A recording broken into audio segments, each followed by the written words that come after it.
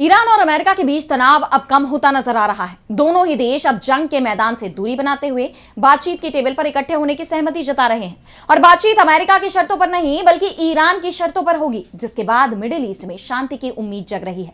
लेकिन सवाल ये उठ रहे हैं कि आखिर कैसे वो अमेरिका जो बार बार हमले की धमकी दे रहा था, अब ईरान की शर्तों पर बातचीत के लिए तैयार हो गया है।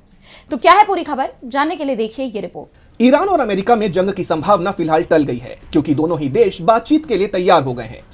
अमेरिकी राष्ट्रपति डोनाल्ड ट्रंप की हमले की धमकियां जब काम नहीं आई तो उन्हें भी अपना रुख बदलना पड़ा और ईरान को बातचीत का प्रस्ताव देना पड़ा। लेकिन पिछले साल के अनुभवों को देखते हुए इस बार अमेरिका पर भरोसा करना ईरान के लिए भी बहुत मुश्किल था। इसके बावजूद ईरान ने अमेरिका के साथ वार्ता शुरू करने की मंजूरी दे दी है, लेकिन अपनी शर्तें भी जोड़ दी।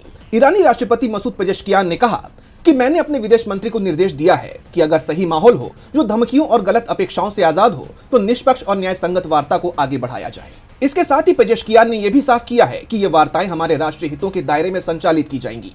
यानी परमाणु सुविधा को लेकर अमेरिका कोई दबाव ईरान पर नहीं बना सकता। वो केवल उन्हीं मुद्दों पर सहमति जताएगा जो उसके हितों के मुताबिक हो।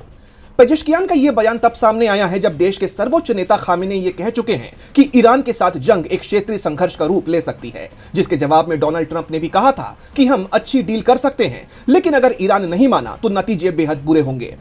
जिसके बाद मिडिल ईस्ट देशों ने दोनों पक्षों में शांति लाने की कोशिश के तहत बातचीत को बढ़ावा दिया और आखिरकार तुर्की की मध्यस्थता में 6 फरवरी को ईरान के शीर्ष राजनयिक अब्बास अराक्ची, अमेरिकी विशेष दूत स्टीव विटकॉफ और जेरेड कुशनर से मुलाकात कर सकते हैं। ये बैठक इस्तांबुल में होगी, लेकिन सवाल यह है कि क्या इस बैठक में कोई हल निकल पाएगा या फिर कहीं अमेरिका इस बैठक के पीछे किसी खेल की तैयारी में तो नहीं है। फिलहाल सबकी नजरें इस बैठक पर टिकी हैं। डीबी लाइव की रिपोर्ट।